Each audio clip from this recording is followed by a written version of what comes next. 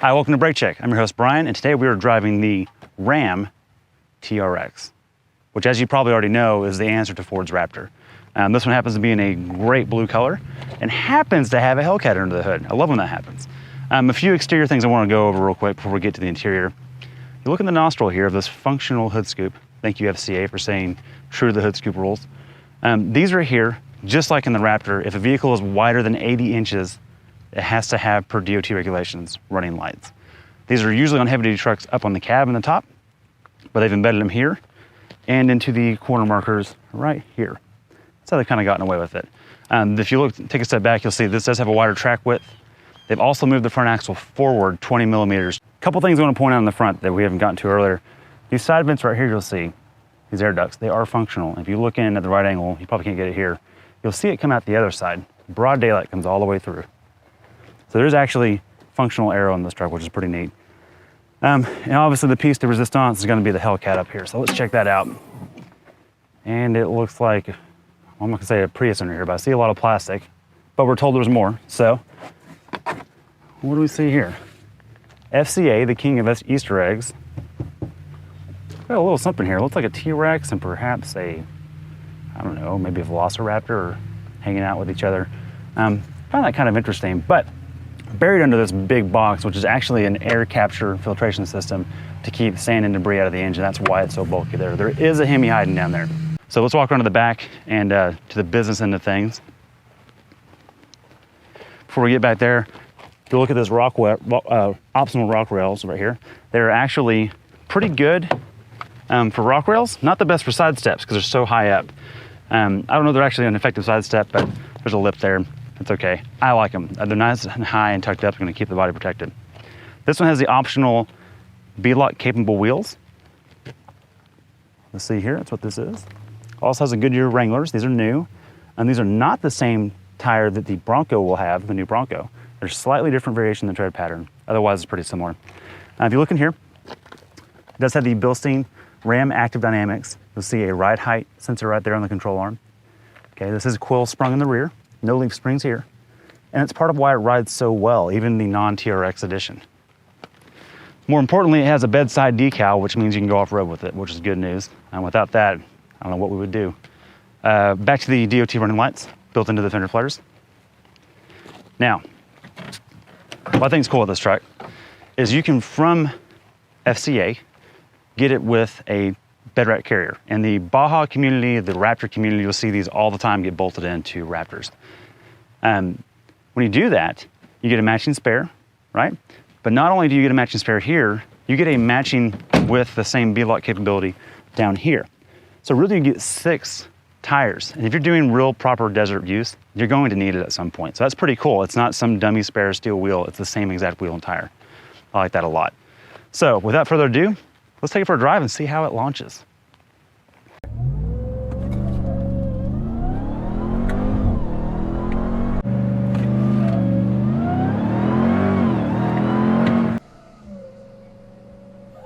That sounds great. Okay, we are driving the all-new 2021 Ram TRX, or TRX as some call it. So far, it's very blue, it's very bold, and very comfortable, just like any Ram you would drive. As an owner of a Gen 1 Raptor, I'm going to compare it to that a lot, so I apologize in advance. This does have the Bilstein active dampers on it, which we're in auto mode right now, which is basically everything is in comfortable settings. When you go to sport mode, the steering immediately gets heavier and the body control is immediately stiffer. Something I do find that is interesting is that the blower in this, the superchargers, is more notable audibly than it was in the that we just drove, which I think is a good thing. This also has full-time all-wheel drive. There is no two-wheel drive button down here. It's 4 auto, axle lock, 4 high and 4 low, and also launch control, which has a little drag racing tree, which I think is just hysterical. There's also tracks mode, and there's also a selector to change modes with hard keys. You can go to Baja, Rock, Mud and Sand, Custom, Auto, Snow, Tow, or Sport. Now Baja definitely feels, the steering is still tight, The dampers are about the same as Sport, but we're told that it has more travel in the stroke of the shock. These are a lot like the Fox dampers on the new Raptor, or the current Raptor, that are active.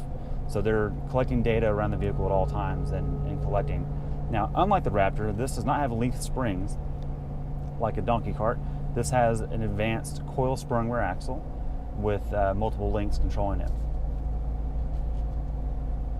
And it rides, at least compared to a Gen 1 Raptor, which is not a fair comparison, it does ride better. Now the TRX does come standard with a 12-inch screen in the middle, which is optional on most Ram models. This one has the full panoramic sunroof. I do not have a headroom issue. It's not a ton, but I can sit in here comfortably and not have a problem, even with a sunroof, which is pretty nice. Not all trucks can pull that off these days.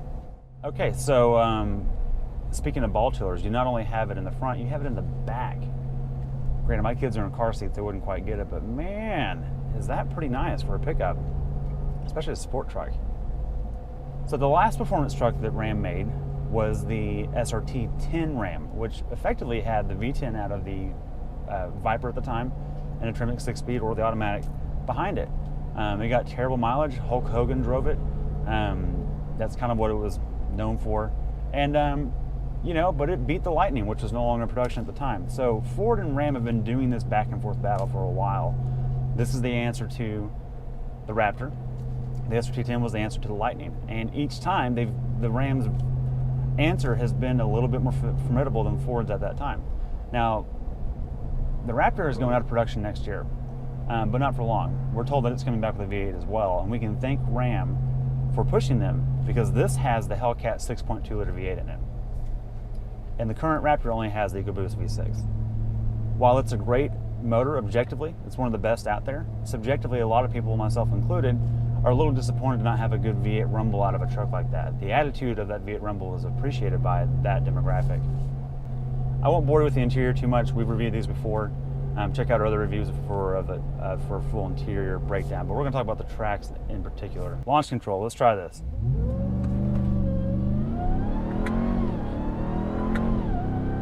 Jesus, 60. 0 to 60 in 4.5 seconds. Top speed of 118 miles an hour. Limited by tire rating.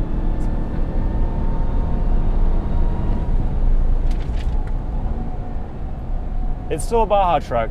This is not an SRT-10. It's not a Lightning. But with the active dampers, the body lean is controlled quite well. There's 13 inches of travel on the front end and 14 in the rear. And it has a lot of lean on purpose, but it still stiffens up quite well. So we spoke with the Ram rep about this truck, and I flat out asked him, to him, what is the most impressive part of this project? Because a lot has been done. You can talk about dampening, you can talk about chassis suspension, you can talk about powertrain. Look, throwing a Hellcat in a Ram is not far-fetched. We've been waiting for a while for this to happen, and it's finally here, which is great. But he said the most impressive part to him was the overall chassis and its engineering and tuning applied to it. We've been told this thing can jump and it will not bend its frame, at least in stock form. Its competitors had problems with that in the past. This is not going to have that issue.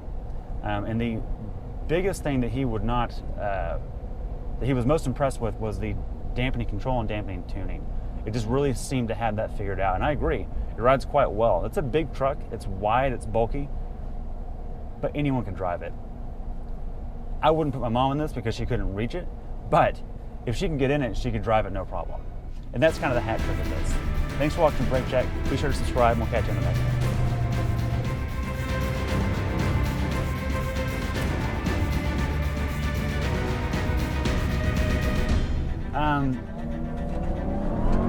Whoa! Holy crap!